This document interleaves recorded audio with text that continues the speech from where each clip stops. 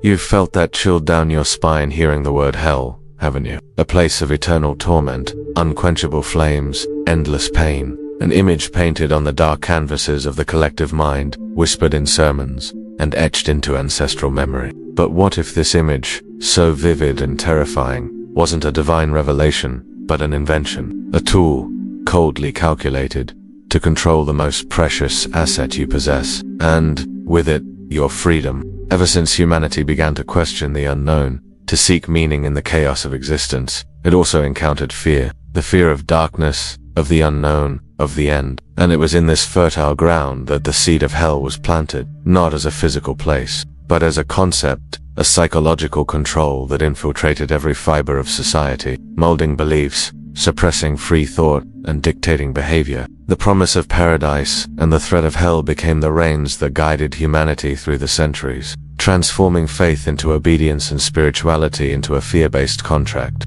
Imagine for a moment that the very idea of hell, as it has been presented to us, is one of the most powerful Jungian symbols of our collective inner shadow. What we repress within ourselves, anger, envy, the desire for power, sinful sexuality, was projected outward, creating a realm where all these would be punished. Hell became the universal repository for all the guilt and shame we dared not face within ourselves. And, by externalizing it, we also externalized responsibility, handing over the key to our destiny to an external authority that held the power to save or condemn us. The true prison, then, was not in the flames, but in the mind. The pineal gland, the seat of intuition, was obscured by the veil of fear. History is replete with examples of how the fear of hell was used to consolidate empires, stifled revolutions, and control. From the Middle Ages, with its terrifying depictions in cathedrals, to the fiery sermons that promised fire and brimstone, this wasn't just theology, it was a strategy of power, a way to ensure submission. By instilling the dread of eternal punishment, religious institutions cemented their authority, transforming spiritual seeking into a negotiation of salvation, where the currency was blind obedience. Prayer, which should have been an act of loving connection, often became a desperate plea for mercy, not for communion. Consider an individual who grew up under the aegis of this fear. Every mistake, every impure thought, every question was accompanied by the threat of eternal damnation. This created deep emotional trauma, a cycle of guilt and self-censorship that prevented them from experiencing life in its fullness. Their faith, instead of being a source of freedom, became a gilded cage, where joy was viewed with suspicion and pleasure was a step towards perdition. Hell took root not in some afterlife, but in their very psyche, in their energy field, creating blockages and distortions in their ability to love and be loved without fear. The archetypes of judgment and condemnation were so deeply embedded in our collective unconscious that many of us carry this fear programming, even if we consciously deny it. It's an invisible legacy, an echo of centuries of indoctrination. And to break free, it takes more than an act of faith. It takes an act of courage to question, to investigate, it takes an awakening of consciousness. The second movement invites us to unmask the narrative of guilt and imperfection, the pillars upon which the doctrine of hell stands. If you are intrinsically sinful, flawed by nature, then the threat of eternal punishment becomes logical, even just. This belief distorted the understanding of the divine, transforming it from a source of unconditional love into an unforgiving judge, always ready to condemn. Prayer, which should have been an intimate dialogue with the sacred, often turned into a desperate plea for mercy, not for connection. Think of the metaphor of a seed. A seed, in its essence, is not sinful. It is not flawed. It is perfect in its potential to become a tree. If it doesn't blossom, it's not due to its inherent fault, but to a lack of fertile soil, water, light. Similarly, human nature is not intrinsically evil. We are born with an innate potential for love, for creativity, for compassion. The flaws we experience are deviations, conditioning, unhealed wounds that prevent us from expressing our true essence. The doctrine of original sin and hell creates a collective emotional trauma, an indelible mark of unworthiness that accompanies us from birth, hindering the awakening of consciousness to our true nature. In Jungian psychology, excessive guilt is a burden that prevents the integration of the inner shadow. When we are taught to repress our negative impulses, anger, desire, envy without understanding or transmuting them, they don't disappear. Instead, they grow stronger, living in the depths of the collective unconscious, manifesting as self-sabotaged anxiety or projections onto other people. Hell, in this sense, is the psychic materialization of our own unprocessed guilt,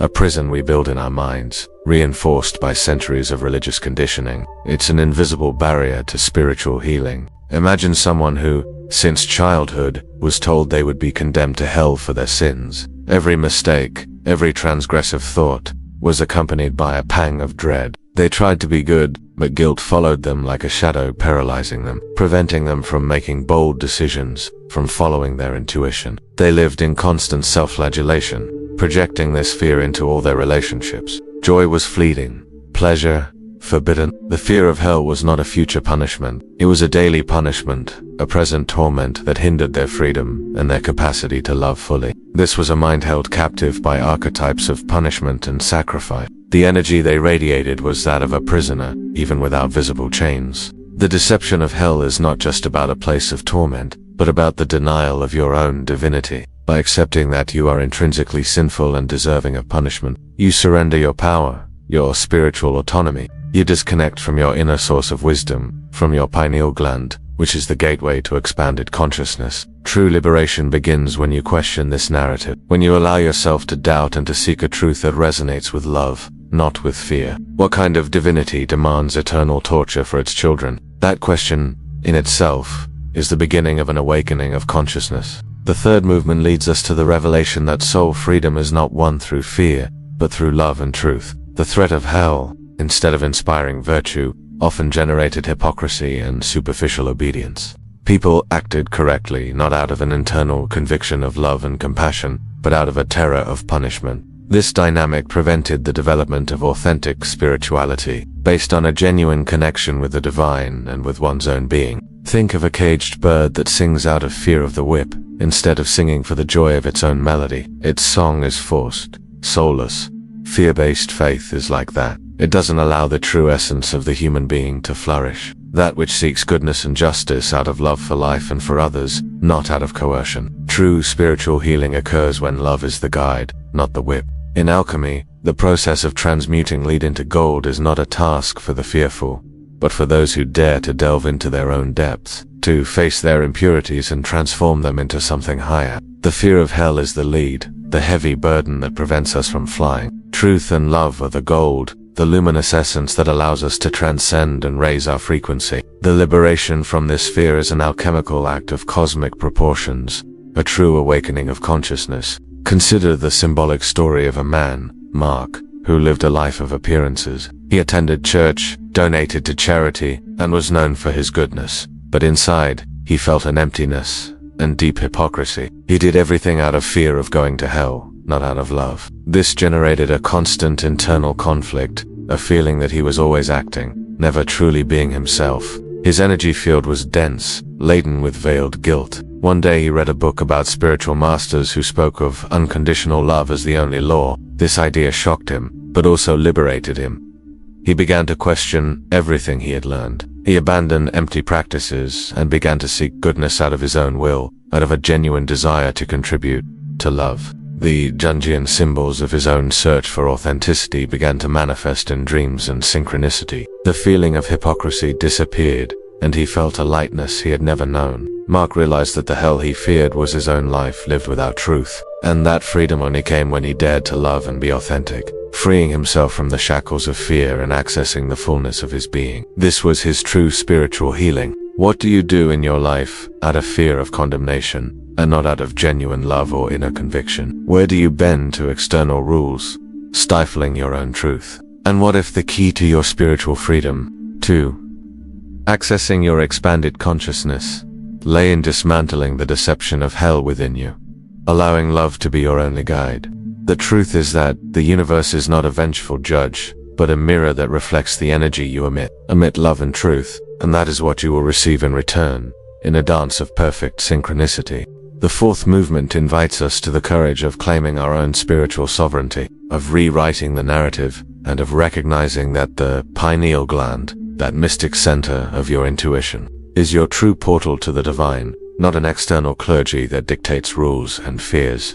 The deception of hell thrives where there is ignorance and submission. True faith, the faith that liberates, arises from questioning, from inner seeking, and from direct connection with the source of all that exists. Think of an ancient treasure map. For centuries, people were led to believe the treasure was in a distant place, guarded by terrifying monsters. They spent their lives preparing for this impossible journey. But the real treasure, the forgotten spiritual codes, was buried right beneath their feet in their own garden. The external journey, in this case, was a distraction, a way to keep them from the closest truth. Hell, in this sense, is the ultimate distraction, the fear that prevents us from digging in our own sacred ground. In existentialist philosophy, the responsibility of creating one's own meaning for life is intrinsic to freedom. We cannot blame destiny, nor surrender to blind dogmas. The choice is ours. Freedom of conscience is the greatest gift and the greatest challenge. When you accept this responsibility, when you become the author of your own faith,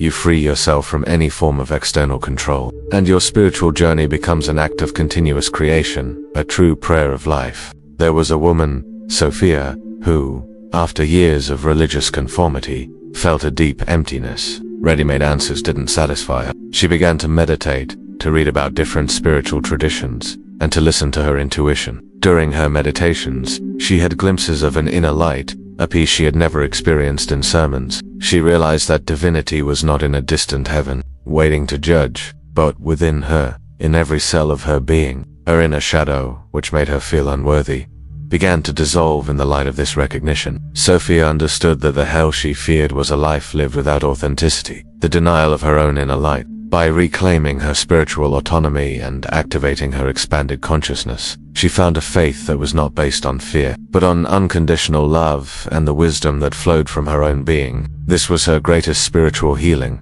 activating the archetypes of the seeker and the inner master. The deception of hell is not about the existence of a place, but about the belief that keeps it alive in your mind. Fear is the weapon, and your soul, the battlefield. But you have the power to disarm it by questioning, by seeking truth in your own heart, by integrating your shadows, and by trusting in your own light. You not only dismantle the deception, but reveal the paradise that has always been waiting for you within yourself.